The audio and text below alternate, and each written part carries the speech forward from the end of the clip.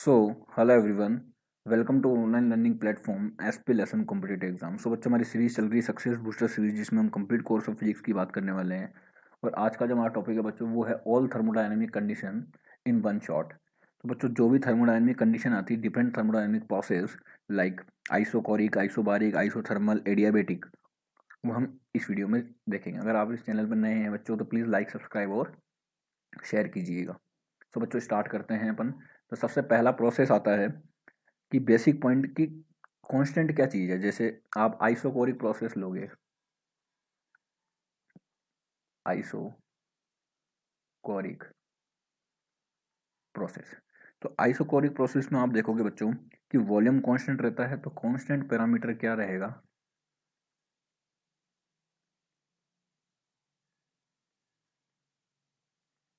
वो रहेगा बच्चा पार्टी वॉल्यूम। ओके, फिर आप देखोगे इक्वेशन ऑफ स्टेट क्या रहेगी? Equation of state. अब वॉल्यूम कांस्टेंट है बच्चों, तो प्रेशर जो होगा वो टेम्परेचर के डायरेक्टली प्रोपोर्शनल होगा, तो पी जो होगा वो डायरेक्टली प्रोपोर्शनल होगा टी के। अब वर्क डन लिखोगे आप, वर्क डन डेल्टा डब्ल्यू। अगर वॉल्यूम कांस्टेंट है बच्चों, तो वर्क डन कितना हो जाएगा? वर्क डन हो जाएगा zero. Okay, applied to first law of thermodynamics, applied to first law of thermodynamics, we can write the equation of delta q, which is equals to du, which is equals to ncv delta T. Okay, अब आप PV diagram बनाओगे इसके लिए। तो PV diagram किस तरह से बनेगा बच्चों? आपको पता है कि वॉल्यूम कांस्टेंट है, तो अगर आप प्रेशर और वॉल्यूम में ग्राफ खींचोगे, तो ये इधर प्रेशर, ये वॉल्यूम, और ये हो जाएगा कांस्टेंट। इसका मतलब यहाँ पे थीटा कितना हो जाएगा बच्चों? ये थीटा हो जाएगा 90 डिग्री। ओके, इसका मतलब अगर आप स्लोप लोगे पीवी कर्व का, तो the slope of PV diagram या PV curve which is equals to DP by DV. Okay, slope कैसे लेते हो बच्चों? आप वाई बाई एक्स लेते हो, DP by DV which is equals to 1090 या इन्फिनिटी। ओके, अब इसके लिए स्पेसिफिक कंडीशन क्या होनी चाहिए? स्पेसिफिक कंडीशन, ये बच्चों पूछा हुआ क्वेश्चन है कि आइसोकोरिक प्रोसेस के लिए स्पेसिफिक कंडीशन क्या होगी। स्पेसिफिक कंडीशन एक ही है, closed container, closed container. Okay, तो आइसोकोरिक प्रोसेस में ये सारी चीज़ें आती हैं जो वन शॉट में आप रिवाइज कर सकते हो। इसके बाद में आता है बच्चों isobaric process. So the next heading is isobaric process. Okay, isobaric process में जो कांस्टेंट पैरामीटर होता है, first thing is constant parameter which is which is होता है प्रेशर। सॉरी, आइसोबारिक है, आइसोबारिक में प्रेशर कांस्टेंट रहता है। तो इक्वेशन ऑफ स्टेट क्या लिखोगे आप? Equation of state which is equals to v जो होगा बच्चों वो डायरेक्टली प्रोपोर्शनल हो जाएगा t के, बिकॉज p क्या है यहाँ पे? कांस्टेंट है। ओके, तो अब वर्क डन लिखोगे, work done delta w which is equals to p delta v। p delta v आप इसको एक चीज और लिख सकते हो, nr delta t, because pv equals to nrt होता है। ओके, अब इस कंडीशन में अगर आप first law of thermodynamics apply करोगे, तो applied to first law of thermodynamics, we can write the equation of delta q अब बच्चों इस कंडीशन में है क्या एक्चुअली में, so delta Q is not equals to zero, okay, और delta W is not equals to zero, और delta U is not equals to zero, okay. तो आप दो इक्वेशन लिख सकते हो यहाँ पे कि डी क्यू इक्वल्स टू या डेल्टा क्यू इक्वल्स टू वो क्या आएगी बच्चों, mu C P delta T, या अगर आप डी यू लिखोगे वो किसके इक्वल आएगी बच्चों, mu C V delta T, okay. अगर आप पीवी डायग्राम इसके लिए ड्रॉ करोगे तो ये वाई एक्सिस पे पी, एक्स एक्सिस पे वॉल्यूम आ जाएगा, तो यहाँ पे थीटा क्या आ जाएगा बच्चों, ज़ीरो आ जाएगा, ज़ीरो बिकॉज प्रेशर क्या है बच्चों, कांस्टेंट है, ओके। और अगर आप स्लोप लोगे, स्लोप क्या आएगा बच्चों, D P by D V which is equals to ten zero degree which is equals to zero, okay. So अब स्पेसिफिक कंडीशन क्या होगी इसके लिए कि कांस्टेंट प्रेशर होना चाहिए, और कांस्टेंट प्रेशर के लिए ओपन कंटेनर, ओपन कंटेनर। तो ये हो गई आइसोबारिक प्रोसेस की बात।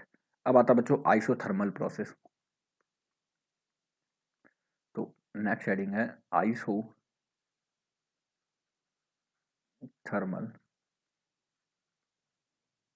Process, okay. आइसोथर्मल प्रोसेस में सबको पता है बच्चों कांस्टेंट पैरामीटर क्या रहेगा, टेम्परेचर रहेगा। द सेकंड थिंग इज कि अगर आप इक्वेशन ऑफ स्टेट लिखोगे बच्चों तो P इंटू वी का जो मल्टीपल होगा वो क्या होगा बच्चों, कांस्टेंट होगा। कांस्टेंट क्यों होगा बच्चों, P V equals to N R T आता है, और एन आर और टी, ये एन और आर तो बचपन से कांस्टेंट है, आपने टेम्परेचर भी कांस्टेंट कर दिया तो पी वी का मल्टीपल क्या हो जाएगा, कांस्टेंट हो जाएगा। अगर आप वर्कडन की इक्वेशन लिखोगे इसके लिए तो एक इक्वेशन आती है बच्चों डेल्टा डब्ल्यू इक्वल्स टू, जो जब से सबसे जो ज़्यादा बेसिक है कि 2.303 N R T log base 10 V2 by V1, okay. आप इसको P1 अपॉन P2 भी कर सकते हो, क्योंकि P और V एक दूसरे के, कि यहाँ से आप देख सकते हो ना बच्चों, P जो है वो 1 अपॉन V हो जाएगा, ओके।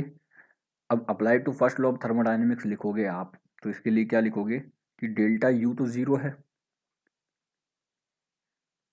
ओके। तो ये चीज़ इसको तो नोट ही कर लेना बच्चों कि आइसोथर्मल कंडीशन में डेल्टा यू ज़ीरो होता है, ओके। सो डेल्टा क्यू किसके इक्वल आ जाएगा, वो इक्वल आ जाएगा डेल्टा डब्ल्यू के। ये apply to first law of thermodynamics हो गया। अगर आप पीवी डायग्राम खींचोगे इसके लिए या पीवी डायग्राम ड्रॉ करोगे तो ये वाई एक्सिस पे पी, एक्स एक्सिस पे वी आ जाएगा, ओके। सो ये यहाँ से थीटा हो गया बच्चों, ओके। और ये ग्राफ कुछ इस तरीके से आएगा बच्चों, जो यहाँ से अगर आप इसके लिए स्लोप निकालोगे तो थीटा कुछ ये आएगा, ओके। तो स्लोप लिखोगे means D P by D V वो किसके इक्वल आएगी बच्चों, माइनस पी बाई वी के, ओके। अब इसके लिए क्या स्पेसिफिक कंडीशन होनी चाहिए, पहली बात तो वो होना चाहिए conductive vessel,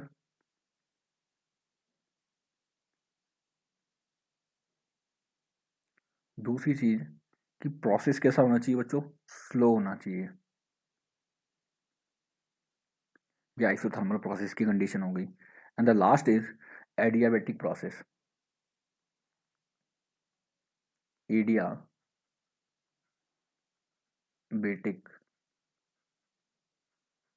process. Adiabatic process में आपको पता है कांस्टेंट पैरामीटर क्या रहता है बच्चों, हीट। तो कांस्टेंट पैरामीटर वो रहता है हीट, जो कि सबसे ज़्यादा पूछा जाने वाला नीट में क्वेश्चन है, MTR, must to remember, okay. अब यहाँ पर अगर आप इक्वेशन ऑफ स्टेट लिखोगे तो बहुत सारी है बच्चों equation of state. So the equation of state, actually वो काम में चारों के चारों ही आती है तो चारों ही लिख लेते हैं। जो पहली इक्वेशन आती है वो आती है पी वी की power gamma equals to constant, okay. Second जो इक्वेशन आती है वो आती है टी वी की power gamma minus one which is equals to constant. Third जो आती है बच्चों वो पी और टी में आती है कि पी की power one minus gamma T की power gamma equals to constant. और चौथी आती है प्रेशर और रो में, तो पी रो की power minus gamma equals to constant. बच्चों जेई का सवाल है पी और रो की equation, which of the following equation is for adiabatic process. So P rho की power minus gamma equals to constant. अब अगर आप इसके लिए वर्क डन लिखोगे तो डेल्टा डब्ल्यू की जो इक्वेशन आएगी which is equals to N R T one minus T two divided by gamma minus one which is equals to P one V one minus P two V two upon gamma minus one, okay. अब इस process में है क्या, constant parameter है heat, इसका मतलब delta Q कितना हो गया, ज़ीरो हो गया। So you can write delta Q equals to zero. It means delta W जो होगा वो किसके इक्वल हो जाएगा, माइनस ऑफ डेल्टा यू के, विच इज इक्वल्स टू वो किसके इक्वल हो जाएगा, माइनस ऑफ डेल्टा यू की जगह आप क्या लिख सकते हो, N C V delta T. तो ये हो जाएगा N C V delta T, okay. अब अगर आप इसके लिए पीवी डायग्राम खींचोगे या पीवी डायग्राम ड्रॉ करोगे तो लगभग आपको ऐसा लगेगा कि आइसोथर्मल के लिए है, लेकिन नहीं, दोनों में बहुत डिफरेंस है, ओके। तो ये जो ग्राफ आता है ये कुछ इस तरह से आता है, ओके। तो अगर आप इसके लिए स्लोप लिखोगे तो आपको उसमें चेंज दिखेगा बच्चों कि आइसोथर्मल और एडियाबेटिक में चेंज क्या है। तो स्लोप मतलब आप लिख रहे हो D P by D V, वहाँ क्या था बच्चों, माइनस पी बाई वी था, यहाँ गामा टाइम्स होता है बच्चों, तो minus gamma times of P by V, okay. अब इसके लिए स्पेसिफिक कंडीशन क्या है, स्पेसिफिक कंडीशन है नॉन कंडक्टिव वेसल होना चाहिए या आप बोलो इंसुलेटेड वेसल। तो नॉन कंडक्टिंग वेसल या इंसुलेटेड वेसल, ओके, ताकि हीट ट्रांसफर ना हो सके। और ये जो प्रोसेस होते हैं बच्चों वो होते हैं रैपिड, या आप बोल सकते हो उसको फास्ट, या आप इसको बोलते हो सडन प्रोसेस। ये सबसे ज़्यादा पूछा गया है कि रैपिड या फास्ट या सडन प्रोसेस जो होते हैं वो कौन से होते हैं, वो होते हैं एडियाबेटिक प्रोसेस। तो रैपिड, फास्ट या सडन प्रोसेस जो होते हैं वो होते हैं एडियाबेटिक प्रोसेस। तो इस सारे प्रोसेस का बच्चों वन शॉट वीडियो हमने देख लिया। आपको और भी किसी टॉपिक का वन शॉट वीडियो चाहिए तो please same in the comment box and like subscribe and share this channel. Thank you.